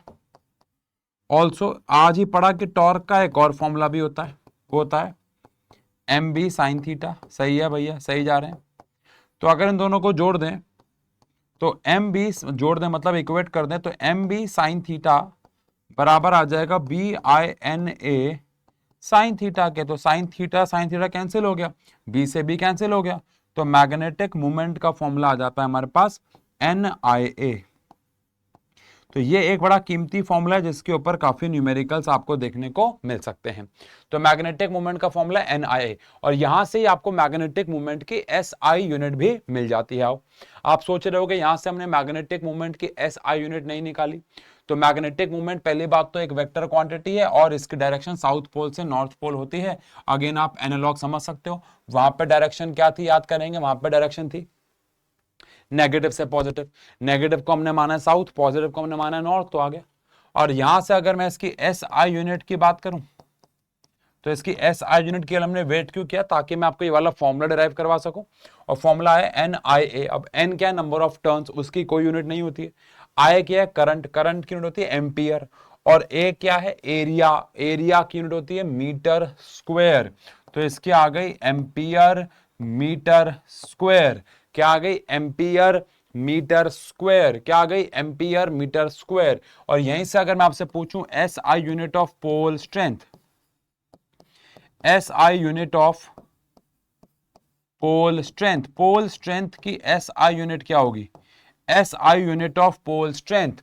तो भैया M की यूनिट क्या आई है हमारे पास, एम्पियर मीटर स्क्वायर, अपॉन में E2A, 2A की यूनिट क्या है, मीटर। समझ गए, हम यहाँ पे पोल स्ट्रेंथ यानी कि QM की भी यूनिट निकाल लेते हैं कि भैया कल को QM निकालने को आ जाए किसी क्वेश्चन में तो आपको यूनिट क्या लगानी होगी। तो M की यूनिट आ चुकी है एम्पियर मीटर स्क्वायर NIA वाले फॉर्मूले से। 2A मतलब लेंथ है तो मीटर होगा, मीटर से मीटर A कैंसिल हो जाएगा, तो इसकी यूनिट आ जाएगी हमारे पास एम्पियर मीटर। इसकी यूनिट आ जाएगी हमारे पास एम्पियर मीटर। डन है, पक्की बात, ओके। तो यहां से हमारे पास आप कह सकते हो कि इस चैप्टर का वो एनालॉग है ना, एनालॉग वाला सिस्टम क्या है कि भैया सिमिलर से सारे फॉर्मूले हैं उनका यूज करेंगे और फिर हम आगे बढ़ते हैं। बात समझ में आ गई। अब इसके ऊपर हमें अलग अलग न्यूमेरिकल्स भी देखने को मिलते हैं। मैं चाहूंगा आप ये सारे फॉर्मूले एक बार याद कर ले, बिकॉज ये पहली बार ऐसा हो रहा है कि वन शॉट के अंदर ही आपको न्यूमेरिकल्स भी करवाना है, बिकॉज चैप्टर छोटा है। तो ये सारे फॉर्मूले पढ़ लो, फिर इसके न्यूमेरिकल्स बनाते हैं कुछ। आ जाओ। हाँ यार सॉरी, एक्चुअली इस पीपीटी के अंदर क्वेश्चंस डालना ही मैं भूल गया था, तो मैंने इसलिए वीडियो में कट मारा है और अब मैंने इसके अंदर कुछ सवाल डाल दिए। अच्छा, ये तीनों के तीनों सवाल फिलहाल हम लोग NCERT के करेंगे। आई होप आपने सारे फॉर्मूले याद कर लिए हो। तो ये तीनों सवाल, चारों सवाल जितने भी आएंगे हम अभी NCERT के सवाल कर रहे हैं। अगर आपको कोई भी एक्स्ट्रा क्वेश्चंस बनाने हैं और आप हमारी रिकमेंडेशन चाहते हैं तो मेरे हिसाब से जो बेस्ट किताब आप परचेस कर सकते हैं वो है शिवदास की बुक्स। इस साल हम लोग सारा कंटेंट अपना भी शिवदास से ही बना रहे हैं। और एक बात छोटी सी कहना चाहूंगा कि शिवदास की जो बुक्स हैं, जैसे अभी मेरे पास यहाँ पे देखो एक फिजिक्स की या ये वाली एक किताब पढ़ी है, देखो ये मैथ्स की क्वेश्चन बैंक की किताब पढ़ी हुई है। अब ये किताब ना किस तरीके से डिजाइन की गई है इसके बारे में एक छोटी सी अगर मैं आपको बात बताऊं तो सबसे पहली बात, इसमें जो क्वेश्चन है वो टॉपिक वाइज डिवाइड किए गए। मैं हमेशा से बच्चों को बोलता आया हूं कि केमिस्ट्री NCERT अगर आप कर लोगे तो 90% मार्क्स आपके पक्के हैं। अगर आपको NCERT का हर एक सवाल आता है तो 90% मार्क्स आपके आने से कोई नहीं रोक सकता। लेकिन फिजिक्स में अगर आपको सिर्फ NCERT आती है तो आप शायद पास भी नहीं हो पाओगे, क्योंकि NCERT, आप मेरे बात पे यकीन मत करो, PYQs चेक करो तब आपको समझ में आएगा। इसलिए फिजिक्स में PYQs बनाना इतना जरूरी है फॉर बोर्ड्स कि आपको अंदाजा भी नहीं। इसलिए एक ऐसी किताब हमेशा परचेस करो, चाहे आप शिवदास की परचेस करें या कोई भी और, जिसमें टॉपिक वाइज आपके PYQs हो। कई बच्चे PYQs तो खरीदते हैं लेकिन वहां पे गड़बड़ी क्या करते हैं कि वो ऐसी किताब खरीदते थे जिसमें पूरा 2018 का, 2019 का, 20 का ऐसे करके पेपर होते हैं। वहां पे फिर पूरा समय लग जाता है उनको ढूंढने में और बहुत टाइम वेस्ट होता है। टॉपिक वाइज सवाल बनाना बहुत जरूरी है। और मैंने दाढ़ी वाले सर पे एक रील बना रहे थे कि फिजिक्स के चैप्टर्स को भी टॉपिक वाइज डिवाइड करो। अगर आप ऐसे बच्चे हैं जो एवरेज हैं, बिलो एवरेज है, तो हमेशा टॉपिक वाइज आपको सिलेबस को पढ़ना है। ऐसा नहीं कि आप उस पूरे कंप्लीट चैप्टर को एज अ गोल बना के चल रहे हो, है ना। आप गोल बनाओ कि आज मैं ये वाला हिस्सा पूरा करूंगा, आज मैं ये वाला हिस्सा पूरा करूंगा और फिर उसके क्वेश्चन बनाऊंगा। तो इस किताब में आपको टॉपिक वाइज क्वेश्चन मिल जाएंगे, लास्ट ईयर के भी सवाल मिल जाएंगे और एक्स्ट्रा क्वेश्चंस जो MCQs हैं, बिकॉज MCQs हमारे पेपरों में 2-3 साल से ही आ रहे हैं। तो उससे पहले तो एमसीक्यू नहीं आते थे, तो एमसीक्यू तो पीवाईक्यूज में आपको बहुत ज्यादा नहीं मिलेंगे, तो इसीलिए यहाँ पे अलग से एक सेक्शन बनाया हुआ है जहाँ पे मोस्टली एमसीक्यूज ही हैं। यहाँ पे आपको एक यहाँ पे लाइन भी दिखेगी और वो लाइन है 70% एमसीक्यूज इनसाइड, यानी इसके अंदर 70% एमसीक्यूज हैं। और एमसीक्यूज भी बहुत अच्छी क्वालिटी के, जितने भी हम लोग लाइव क्लास में एमसीक्यूज करवाते हैं मोस्टली वो शिवदास से ही होते हैं। तो लिंक आपको डिस्क्रिप्शन में मिल जाएगा। बाकी आओ एनसीईआरटी के सवाल बनाते हैं। तो पहला सवाल हमारे पास आ रहा है, बहुत ही इजी सवाल है।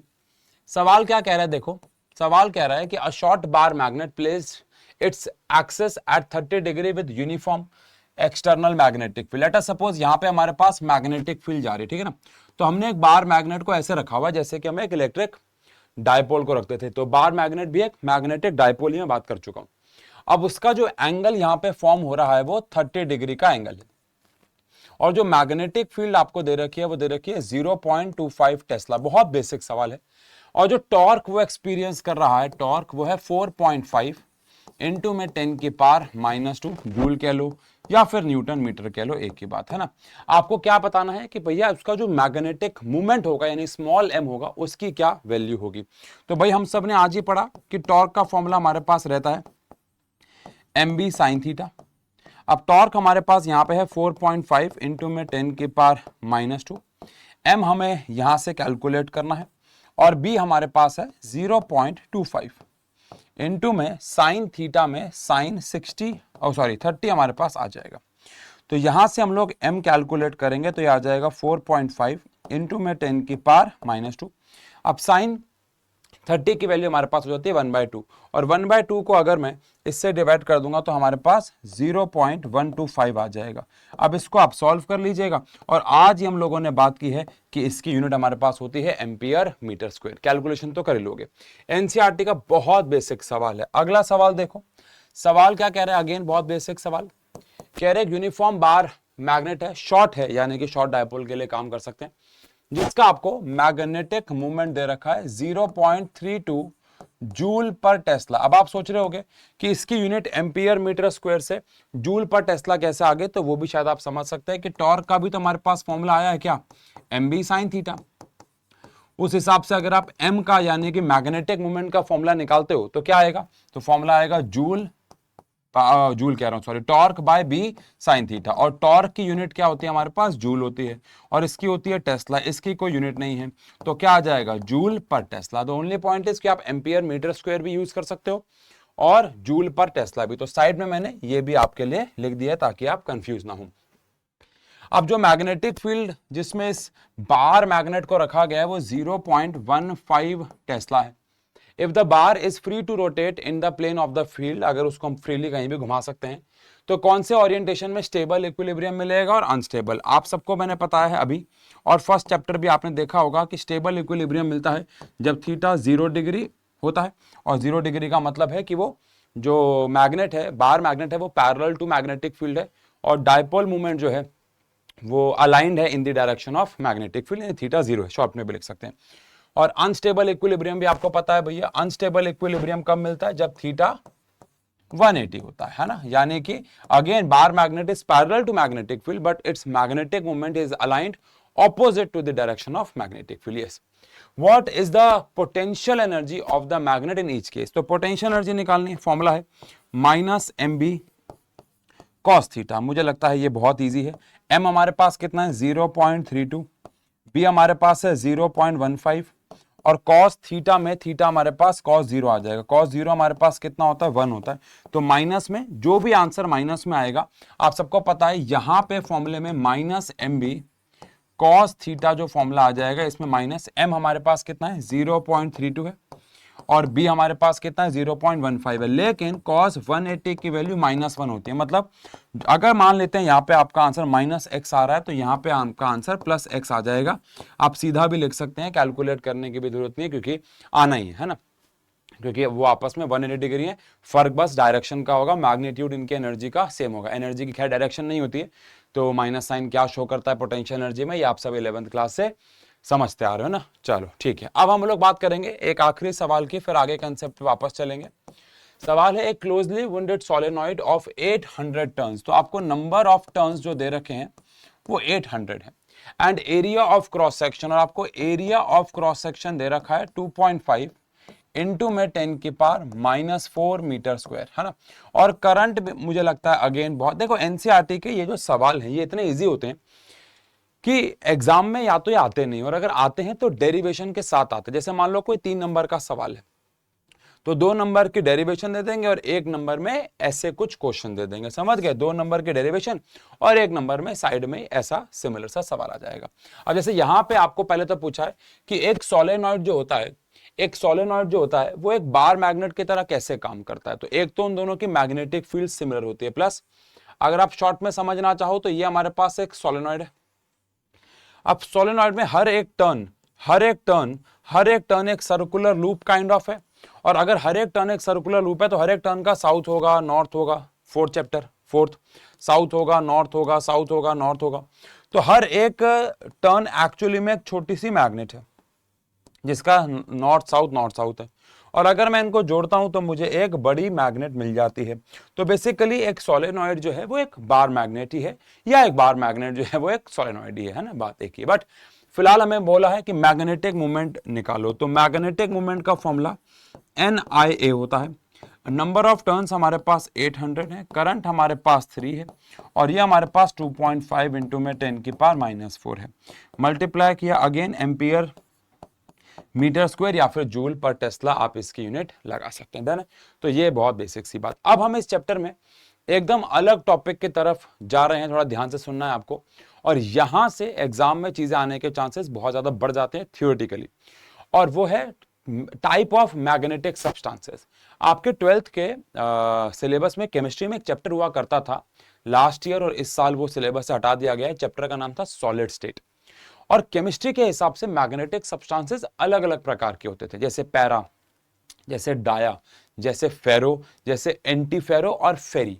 ये 5 अलग अलग प्रकार के मैग्नेटिक सब्सटेंस होते हैं केमिस्ट्री के हिसाब से। देखो आपको पता है केमिस्ट्री और फिजिक्स कभी कभार आपस में एक साथ पैरेलली नहीं चलती है, जैसे डायपोल मोमेंट की डायरेक्शन हो गई या फिर बहुत सारी और चीजें हो गई।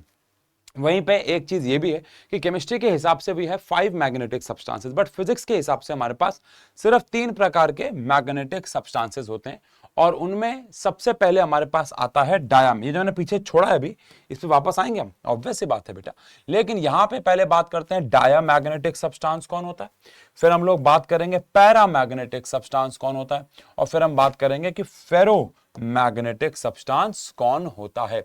तो कुल मिला के 3 प्रकार के सब्सटेंस हमारे पास हैं, और यहीं से आप समझ लो आपके एग्जाम में कुछ ना कुछ आएगा थियोरेटिकल क्वेश्चन।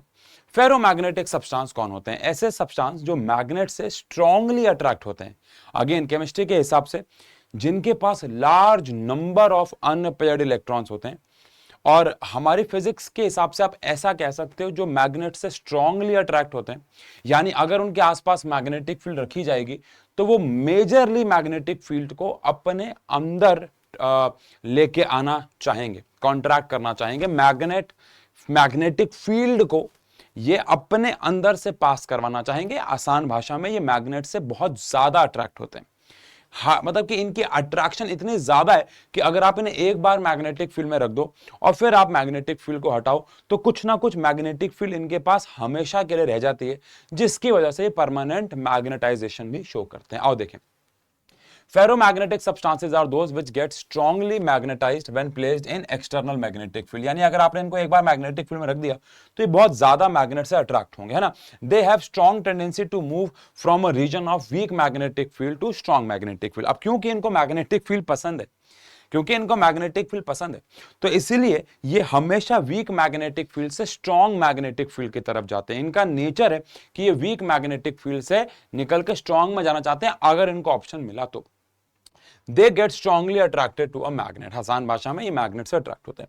अब मैग्नेट अगर मेरे पास ये एक फेरो मैग्नेटिक सब्सटेंस है, ठीक है ना, और मैंने इस फेरो मैग्नेटिक सब्सटेंस के आसपास मान लो मैग्नेटिक फील्ड को पास कराया, है ना, ये मैग्नेटिक फील्ड जाने वाली है इसके पास से, तो क्या होता है, ये मैग्नेटिक फील्ड को अपने अंदर से बहुत स्ट्रांगली अट्रैक्ट करना चाहता है, बहुत स्ट्रांगली अट्रैक्ट करना चाहता है, बहुत स्ट्रांगली अट्रैक्ट करना चाहता है, बहुत स्ट्रांगली अट्रैक्ट करना चाहता है, बहुत स्ट्रांगली। यानी ये अगर इसके आसपास से मैग्नेटिक फील्ड गई तो ये अपने अंदर मैग्नेटिक फील्ड को बहुत ज्यादा स्ट्रांगली ट्रैप करता है। क्यों? Again because it is strongly attracted by a magnet. लेकिन इसका वीक वर्जन आप कह सकते हैं पैरामैग्नेटिक सब्सटेंस है।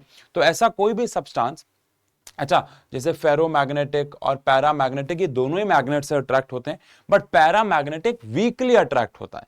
केमिस्ट्री के हिसाब से इसके पास कम number of lone free electrons होते हैं, जिसकी वजह से इसका मैग्नेटाइजेशन थोड़ा सा कमजोर है एज कंपेयर टू फेरो।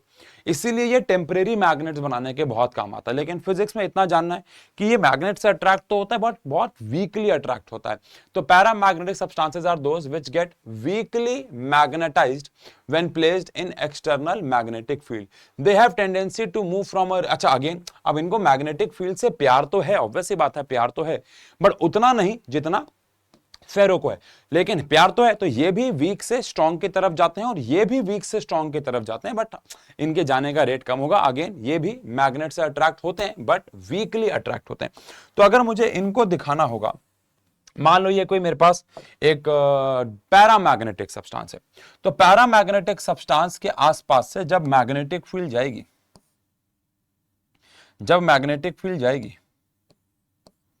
तो ये भी मैग्नेटिक फील्ड को अट्रैक्ट करेगा बट थोड़ा सा वीकली अट्रैक्ट करेगा। कैसे? अब सेंटर वाली तो सीधी ही गई भाई, ठीक है, लेकिन आसपास वाले कुछ ऐसे चली जाएंगे, मतलब ये भी अट्रैक्ट होंगी, लेकिन आप कह सकते हो कि उतनी नहीं जितनी किसने अट्रैक्ट करी थी भैया, फेरो ने अट्रैक्ट करती है। मतलब अट्रैक्ट ये भी हो रही है बट आप देख सकते हैं थोड़ा कम हो रही है, ये ज्यादा अट्रैक्ट हो रही है, कम हो रही है। लेकिन इनसे बिल्कुल ही उल्टा सब्सटेंस है हमारे पास, कौन? Diamagnetic substance. ऐसा सब्सटेंस जो मैग्नेट से अट्रैक्ट होने के बजाय रिपेल होता है। ऑल्दो अगेन अट्रैक्शन रिपल्शन हमेशा दिखती नहीं है, मैंने अभी आपको बताया, लेकिन ये कंसेप्चुअली मैग्नेट से रिपेल होते हैं। और रिपेल होते हैं तो मतलब इनको मैग्नेट से नफरत है, यानी कि ये स्ट्रॉन्ग मैग्नेटिक फील्ड से वीक मैग्नेटिक फील्ड की तरफ भागना चाहेंगे, क्योंकि ये मैग्नेट से रिपेल होते हैं। आओ देखें, diamagnetic substances are those which have tendency to move from stronger to weaker part of the external magnetic field, which basically means they unlike the way a magnet attracts metals like iron, it would repel diamagnetic substance. It would लिखा हुआ है, which means मैंने आपको बताया, आपको repulsion होते हुए दिखे ये जरूरी नहीं है। ऑक्सीजन अट्रैक्ट होता है मैग्नेट से, आपको दिखता नहीं है ना, वो वाली बात है। लेकिन अगर इसको मैग्नेटिक फील्ड के आसपास रखा जाए तो क्या होगा? तो आंसर है, अगर मैं इसको मैग्नेटिक फील्ड के आसपास रखूंगा तो मैग्नेटिक फील्ड जो कि इसके आसपास है, ये भाई साहब उसे अट्रैक्ट करने के बजाय क्या करने लग जाएगा? रिपेल। ये उसे अट्रैक्ट करने के बजाय क्या करने लग जाएगा? रिपेल। से मान लो इसके आसपास से मैग्नेटिक फील्ड गई, अब अगर मैं यहां पे भी एक बना दूं तो कुछ ज्यादा हो जाएगा, बट ठीक है। तो ये मैग्नेटिक फील्ड को अपने आसपास से रिपेल कर देगा, ये मैग्नेटिक फील्ड को अपने आसपास से रिपेल कर देगा। इसको थोड़ा छोटा कर देते हैं, ये ठीक है। हाँ, मैग्नेटिक फील्ड को अपने आसपास से रिपेल कर देगा। जैसे अगर आपको माइसनर्स इफेक्ट याद हो, उससे इसको ऑल्दो रिलेट मत करना, क्योंकि वो बहुत अलग कंसेप्ट था। वहां पे हम सब्सटेंस को क्रिटिकल टेम्परेचर से नीचे लेके जा रहे थे 4th चैप्टर में, बट यहाँ पे अभी ये नॉर्मल टेम्परेचर पे इसके आसपास से आपने मैग्नेटिक फील्ड को पास कराया तो इसने रिपेल कर दिया, है ना, इसने रिपेल कर दिया। तो ऐसे सब्सटेंसेस को हम डायामैग्नेटिक सब्सटेंस कहते हैं। अब इनको और समझने के लिए, पैरा, डाया, फेरो रफली तो हमने समझ लिया, लेकिन इनको और समझने के लिए एनसीईआरटी की ये टेबल समझनी होगी। और टेबल के लिए आपको ये जानना होगा कि ये क्या है, ससेप्टेबिलिटी है, ये रिलेटिव परमिएबिलिटी है, इनको जानना होगा। और 2-4 और शब्द हैं, उनको भी जानना होगा। तो ये शब्द जान लेते हैं, उसके बाद हमारा चैप्टर हो जाएगा समाप्त। बहुत छोटा चैप्टर मैंने आपको बताया था, इसलिए मैंने सवाल भी करा दिए। अब कुछ बेसिक टर्मोलॉजी है, यहाँ पे बहुत ज्यादा मेहनत टीचर की नहीं होती है, बच्चे को याद करना होता है, लेकिन हाँ समझना तो पड़ेगा। अब एक शब्द आता है हमारे पास पहले, मैग्नेटिक परमिएबिलिटी। अब मैग्नेटिक परमिएबिलिटी क्या होता है? पहली बात तो इसका ये जो है वो B/H का रेशो है। Magnetic permeability is the ratio of B/H। तो यहां पे सवाल आता है कि ये B क्या है और H क्या है। तो आओ, it is the ability of a material to permit the passage of magnetic lines of force through it. सुनना, मैग्नेटिक परमिएबिलिटी यानी म्यू, और म्यू नॉट मतलब फॉर फ्री स्पेस। मैंने आपको 4th चैप्टर में बताया था परमिएबिलिटी और परमिटिविटी का मतलब एक ही है। परमिटिविटी का मतलब परमिट करना कि कोई चार्ज कितनी फोर्स लगा रहा है, और परमिएबिलिटी मतलब अगेन वही है कि कोई सब्सटेंस अपने अंदर से कितनी मैग्नेटिक फील्ड को जाने दे रहा है। अगर किसी की मैग्नेटिक परमिएबिलिटी ज्यादा है तो इसका मतलब है कि वो ज्यादा मैग्नेटिक फील्ड को अपने अंदर से जाने देगा। देखो टेबल तक पहुंचे बिना, मुझे लगता है ये आज का पहला सवाल है कमेंट सेक्शन पे। ओए भाई साहब, वन शॉट खत्म होने को जा रहा है और ये पहला सवाल मैं आपसे पूछ रहा हूं, कमाल हो गया। जल्दी से कमेंट सेक्शन पे आंसर दे दो कि बिना पीछे टेबल पे जाए बताओ कि हमारे पास डाया है, पैरा है और फेरो है, इनमें से परमिएबिलिटी ज्यादा किसकी होगी। मैंने आपको बता दिया परमिएबिलिटी का मतलब क्या है, कोई कितनी मैग्नेटिक फील्ड को अपने अंदर से परमिट करता है, जाने देता है। ठीक है ना, जल्दी से बता दो। तो आंसर आई होप आप सभी ने दे दिया होगा फेरो। बेटा कमेंट सेक्शन पे आंसर दिया करो, मजा आता है। ठीक है ना, तो आई होप आप सभी ने आंसर दिया होगा फेरो का, क्योंकि मैग्नेटिक परमिएबिलिटी का मतलब है कितनी एबिलिटी है उसकी कि वो मैग्नेटिक फील्ड को परमिट करे अपना जाने से। लेकिन इसका फॉर्मूला बात करें तो ये B/H होता है। अब यहां पे B क्या होता है, तो भैया मैग्नेटिक इंडक्शन। अब ये क्या चीज है सर, अगले पेज पे आ रही है।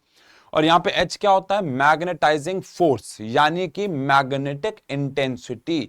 यानी M है कितना वो इंड्यूस हुआ, कितना वो इंड्यूस हुआ, और H क्या है, कितनी इंटेंसिटी की एक प्रकार से मैग्नेटिक फील्ड लगाई गई थी। आओ एक एक करके पढ़ लेते हैं। अब B क्या है, यहां पे मैग्नेटिक इंडक्शन है, इसको हम B से रिप्रेजेंट करते हैं। देखा जाए तो है ये मैग्नेटिक फील्ड।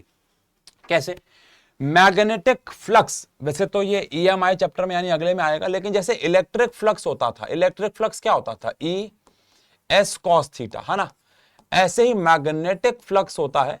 इलेक्ट्रिक फील्ड की बजाय मैग्नेटिक फील्ड, एरिया वही है और साथ में cos थीटा, मतलब सब कुछ सही है, बस मैग्नेटिक फील्ड आ जाएगी इंस्टेड ऑफ इलेक्ट्रिक फील्ड, तो मैग्नेटिक फ्लक्स बन जाएगा इंस्टेड ऑफ इलेक्ट्रिक फ्लक्स। ठीक है, तो magnetic flux per unit area, magnetic flux per unit area, अगर मैं मैग्नेटिक फ्लक्स कितना पैदा कर पाया इन अ गिवन एरिया, तो और अगर एंगल मान लेते हैं मैं 0 डिग्री है, तो यहां पे मेरे पास B आ जाएगा। तो इसी B को नाम दिया गया है बेसिकली क्या, मैग्नेटिक इंडक्शन। ये मैग्नेटिक इंडक्शन मैग्नेटिक फील्ड ही है, बस अलग परिभाषा आ गई, कितना फ्लक्स बना पर यूनिट एरिया, कितना फ्लक्स बना पर यूनिट एरिया। तो ऑब्वियस बात है इसकी SI यूनिट क्या होगी, टेस्ला, क्योंकि है तो ये मैग्नेटिक फील्ड ही।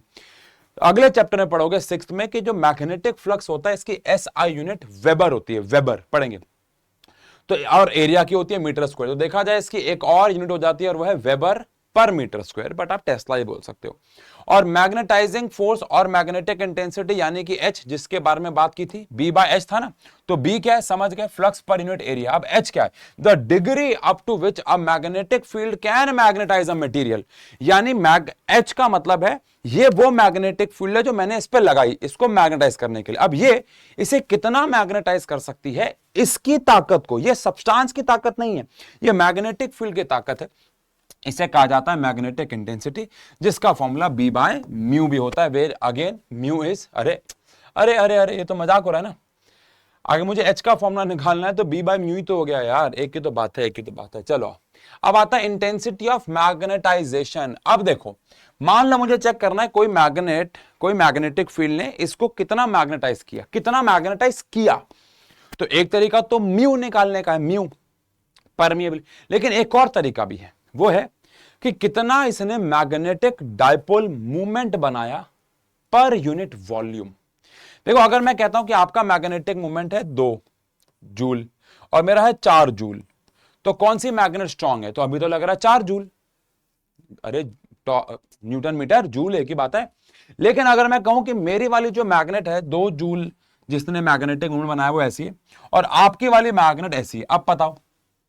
तो अब अगर देखा जाए तो कम से कम वॉल्यूम में मेरे पास मैग्नेटिक मूवमेंट ज्यादा है, जिसकी वजह से जिसका कम से कम वॉल्यूम में ज्यादा से ज्यादा मैग्नेटिक मूवमेंट बनेगा उसकी इंटेंसिटी ऑफ मैग्नेटाइजेशन ज्यादा होगी, तभी इसका फॉर्मूला है magnetic movement per unit volume, तभी इसका फॉर्मूला है magnetic movement per unit volume, तभी इसका फॉर्मूला है magnetic movement per unit volume, समझ गए, तभी इसका फॉर्मूला है magnetic movement per unit volume. ठीक है ना।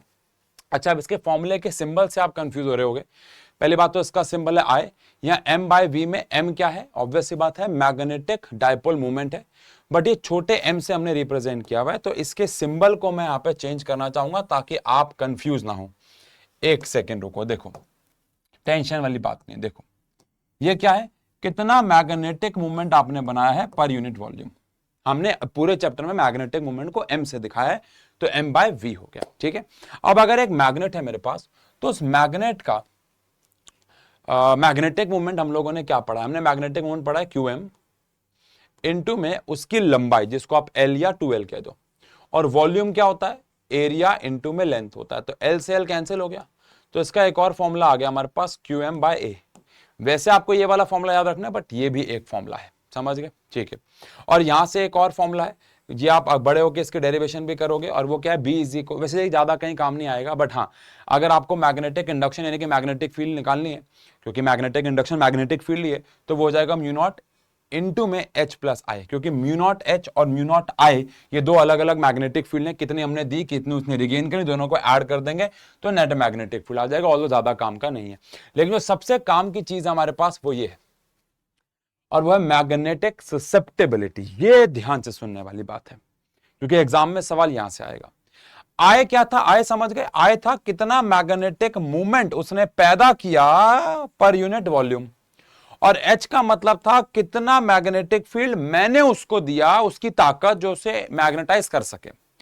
अब सोचो इन दोनों का अगर मैं रेशो निकाल दूं, यानी I/H का रेशो निकाल दूं, तो इससे मुझे क्या मिलना चाहिए। मान लो मैं कहता हूं I/H है, तो एक प्रकार से H वो है जो मैं उसको दे रहा हूं, और एक प्रकार से I वो है जो वो गेन कर रहा है। तो अगर सुसेप्टेबिलिटी की वैल्यू हाई है, ज्यादा है, इसका मतलब है कि मैंने जो उसको दिया उसने उसका मेजर हिस्सा गेन कर लिया। इसका मतलब वो कौन सब्सटेंस हुआ, सोचो सोचो सोचो। मान लो मैंने कहा कि मैंने आपको H दिया और आप एक सब्सटेंस हो जिसने I लिया, ठीक है, इसके रेशो को बोलते हैं मैग्नेटिक सुसेप्टेबिलिटी। अब अगर ये वैल्यू ज्यादा हाई है, बहुत हाई है, इसका मतलब है कि आप ज्यादा गेन करने की ताकत रखते हो, इसका मतलब आप फेरो हो, सिंपल तो है यार। और अगर सुसेप्टेबिलिटी की वैल्यू लो है, कितने से लो है बात कर रहे हैं, अगर लो है तो आप पैरा सब्सटेंस हो। बट अगर इसकी वैल्यू जीरो में है, इसने कुछ गेन ही नहीं किया या फिर नेगेटिव ही पहुंच गई, तो फिर ये हमारे लिए कौन हो जाएगा, डायमैग्नेटिक हो जाएगा, ठीक है जी। इसका सिंबल है काय के नीचे एम, ये नीचे एम लिखा हुआ है। वो यार यहाँ पे ना थोड़ा सा प्रिंट वो इंपोर्ट करते हुए फाइल ऐसी हो जाती है, ठीक है। अब देखो, अब इस टेबल से समझते हैं बेटा, सारा टेबल का ही खेल है। देखो अगर कोई डायामैग्नेटिक सब्सटेंस है तो ससेप्टेबिलिटी की वैल्यू नेगेटिव में होगी। अगर कोई डायामैग्नेटिक सब्सटेंस है तो ससेप्टेबिलिटी की वैल्यू 0 से -1 के बीच में यानी कि नेगेटिव होगी। और अगर पैरा है तो होगी पॉजिटिव, लेकिन बहुत ज्यादा नहीं होगी। और अगर फेरो है तो बहुत ज्यादा वैल्यू होगी, क्योंकि आप फेरो हो, वही तो बात कर रहे हैं। बाकी ये तो आप जानते ही हो, रिलेटिव म्यू आर का मतलब समझते हो ना, म्यू आर होता है रिलेटिव परमिएबिलिटी। जैसे कि हमारे पास एप्सिलॉन आर आया था, यानी कि कापा आया था, यानी कि डाइलेक्ट्रिक कांस्टेंट आया था, वो क्या था, एप्सिलॉन अपॉन एप्सिलॉन नॉट। ऐसे म्यू आर क्या है, म्यू अपॉन में म्यू नॉट, है ना भाई। तो अगर अगेन इसकी वैल्यू 1 से छोटी है, इसका मतलब 1 से छोटी मतलब ये जो है वो छोटा है एज कंपेयर टू दिस, तो वो सब्सटेंस, इसका मतलब है मैग्नेटिक फील्ड गेन ही नहीं कर रहा है बल्कि धक्का मार रहा है बाहर, तो वो डाई हो जाएगा। लेकिन अगर इसकी वैल्यू 1 से बड़ी है, लेकिन बहुत ज्यादा बड़ी नहीं है, देखो 1 से तो बड़ी है बट बहुत ज्यादा बड़ी नहीं है, तो वो फिर सब्सटेंस कौन हो जाएगा हमारे पास, पैरा। बट अगर अगेन इसकी वैल्यू बहुत ज्यादा बड़ी है तो वो हो जाएगा फेरो। और अगेन अगर म्यू आर 1 से बहुत बड़ा है तो इसका मतलब है कि म्यू नॉट, अगर म्यू आर 1 से बहुत बड़ा है तो इसका मतलब है म्यू नॉट छोटा है as compare to mu naught छोटा है एज कंपेयर टू म्यू। यहां पे बहुत छोटा हो जाएगा, यहां पे छोटा हो जाएगा, बट यहां पे उल्टा है, यहां पे उल्टा है। तो इसके ऊपर एक सवाल आपके पेपर में पक्का आएगा। तो आई होप कोई छोटा सा प्यारा सा वन शॉट आपको बहुत अच्छा लगा। और अगेन शिवदास की किताबों का लिंक आपको डिस्क्रिप्शन में मिल जाएगा। एंड सबसे इंपॉर्टेंट बात, ये पीपीटी तो आपको टेलीग्राम पे मिलेगी। कमेंट सेक्शन में बताइएगा कि आपको अगला जो लेक्चर है क्या वो आपको 6 चैप्टर यानी कि EMI चाहिए, या फिर आपको अभी तक जितने चैप्टर हो गए उनके क्वेश्चन आंसर्स चाहिए। बाकी मिलते हैं, और बहुत अच्छी वीडियो शायद आज आ जाएगी या कल तक आ जाएगी साइंस एंड फन मोटिवेशन पे, जहां पे मैंने आपको आपके जो मिड टर्म एग्जाम्स हैं उनके जो मार्क्स हैं उनकी डार्क रियलिटी बताई है, तो वो भी चेक जरूर कीजिएगा। Thank you so much, thank you.